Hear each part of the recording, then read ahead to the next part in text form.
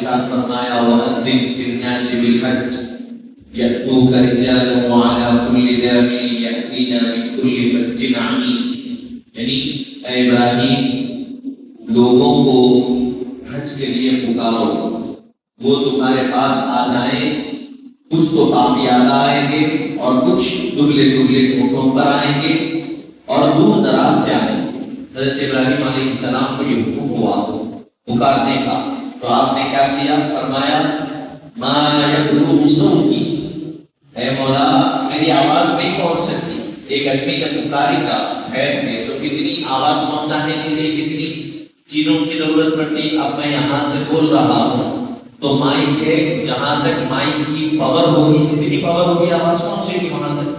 اب اگر مائک میں پاور کم ہے تو آواز جائے گی۔ اب یہ مائک ہٹا دیے، میں صرف بغیر مائک کے بولا تو آواز کہاں تک جائے گی؟ مسجد کے باہر نہیں جائے گی، لمٹ ہوگی آواز۔ حضرت ابراہیم علیہ السلام اسی لیے بولے کہ میری آواز کہاں تک جائے گی مولا؟ آپ کا حکم ہے بلانے کے لیے، میں بلاؤں گا لیکن کیسے جائے گا؟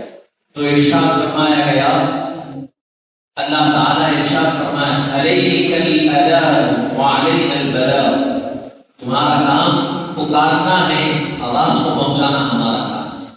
یہ آلات دنیا کے لوگوں کے لیے ضرورت ہے، یہاں سے وہاں تک آواز پہنچانے کے لیے ہم کو ضرورت ہے مائک کی، لیکن اللہ تعالیٰ جب چاہتا ہے تو اس کے مقربین جب آواز لگاتے ہیں تو دنیا کے ادھر کونے سے ادھر کونے تک آواز کو پہنچا دیتا۔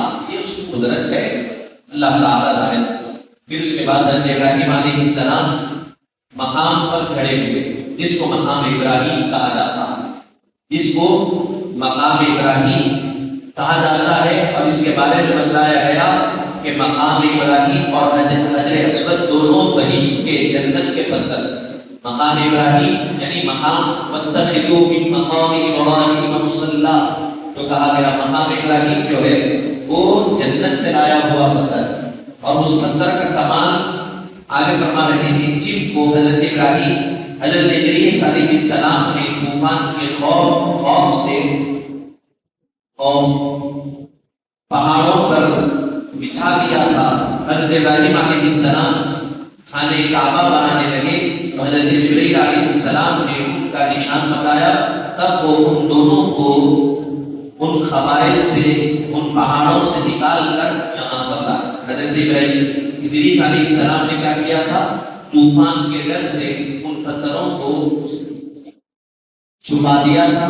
پھر حضرت ابراہیم علیہ السلام نے حضرت جبرائیل علیہ السلام کے بتانے پر پتھروں کو نکال کر آپ لائے، ایک کو حجر اسود کی جگہ پر لگائے، اور ایک جو سامنے سونے کی جالی نظر آتی تصویر دیکھے تو خانہ کعبہ کی، اس کے اندر وہ پتھر، اور اس میں دو نشان بنے ہوئے حضرت ابراہیم کے پیروں۔ وہ پتھر کا کمال کیا تھا؟ تو فرمایا گیا کہ آپ جب اس پتھر پہ ٹھہرتے خانہ کعبہ بنانے کے لیے تو جتنی ضرورت ہوتی ہائٹ بڑھانے کی تو وہ پتھر بڑھ جاتا، جتنی ضرورت ہوتی پھر نیچے اترنا ہوتا تو وہ پتھر نیچے ہوتا تھا، اتر جاتے۔ تو یہ پتھر کا کمال تھا۔ تو اللہ تعالیٰ کے حکم سے جب آپ اس مقام پر ٹھہرے تو اللہ تعالیٰ اس پتھر کو اتنا بلند کیا کہ مکے کے اطراف پورے پہاڑ تھے، پہاڑوں کے درمیان تھا مکہ، تو وہ پہاڑوں سے بھی اونچا ہو گیا پتھر، وہ پہاڑ اس کے نیچے ہو گئے۔ آپ اس پتھر پہ ٹھہر کر ندا دیے، کیا ندا دیے؟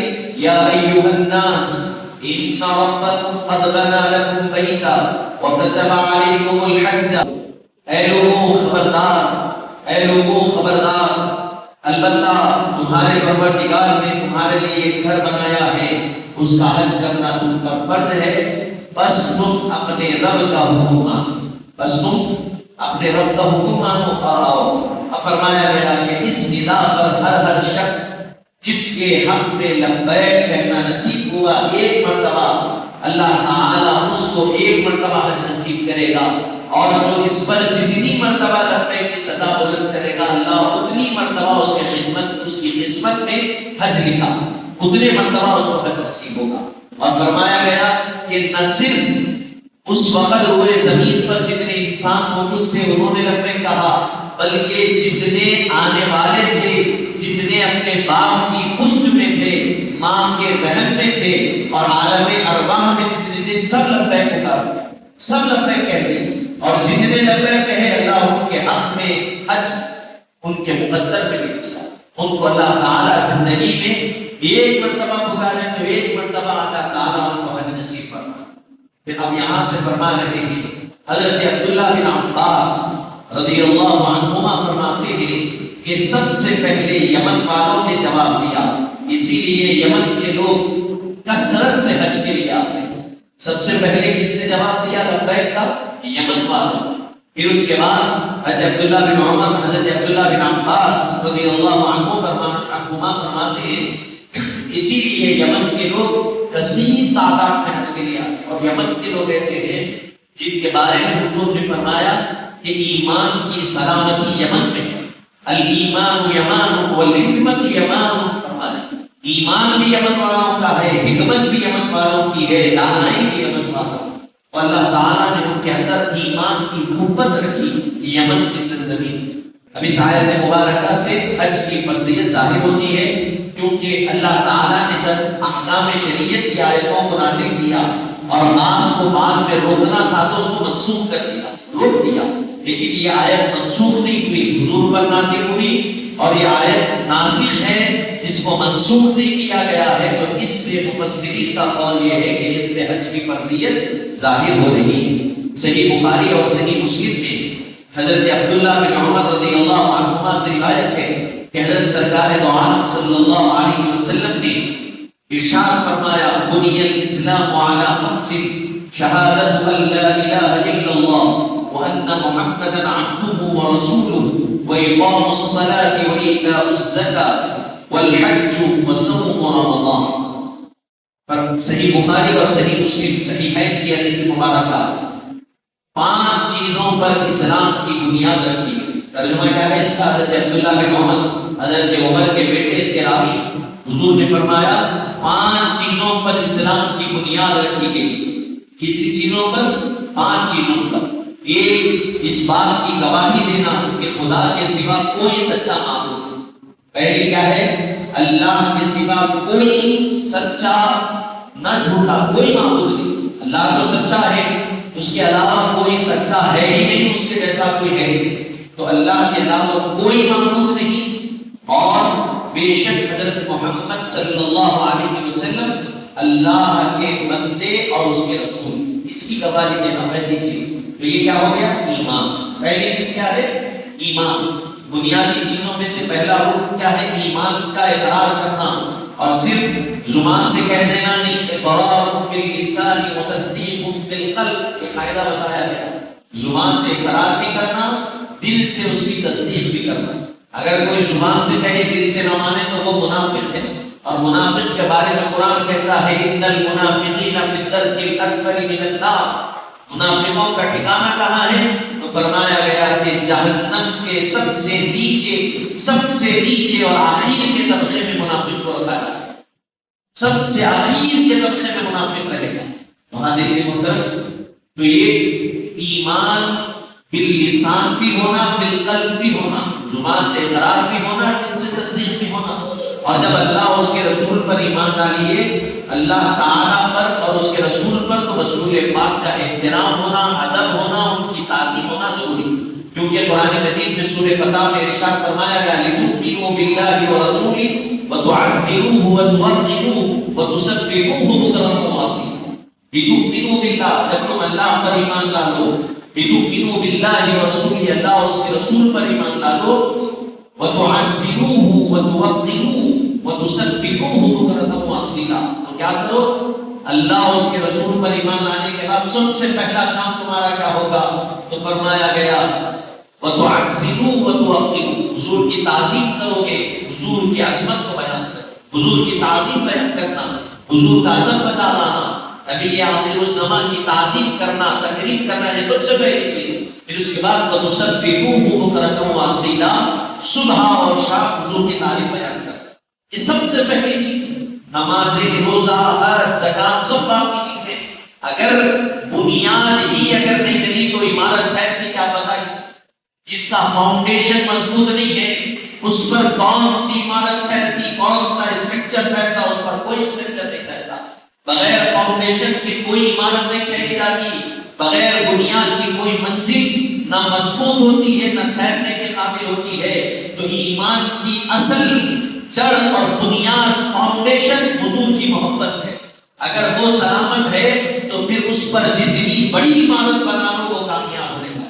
اگر حضور کی محبت جو کہ بنیاد ہے، فاؤنڈیشن ہے، اصل جڑ ہے، وہ مضبوط نہیں ہے تو اب لاکھ نمازیں پڑھ لو، لاکھ حج کر لو، لاکھ روزے رکھ لو، لاکھ زکات دے لو، لاکھ صدقہ و خیرات کر لو، ساری چیزیں اللہ منہ پر مار دے گا، کیونکہ وہ ضرورت نہیں ہے اللہ کو۔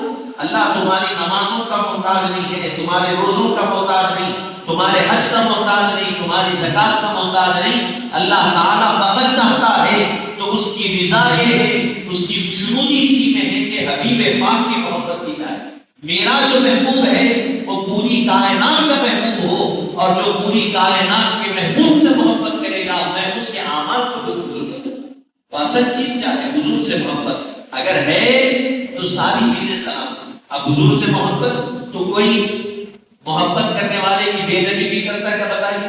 آپ ایک عورت سے محبت کریں تو اس کے برا کو برداشت کرتے آپ؟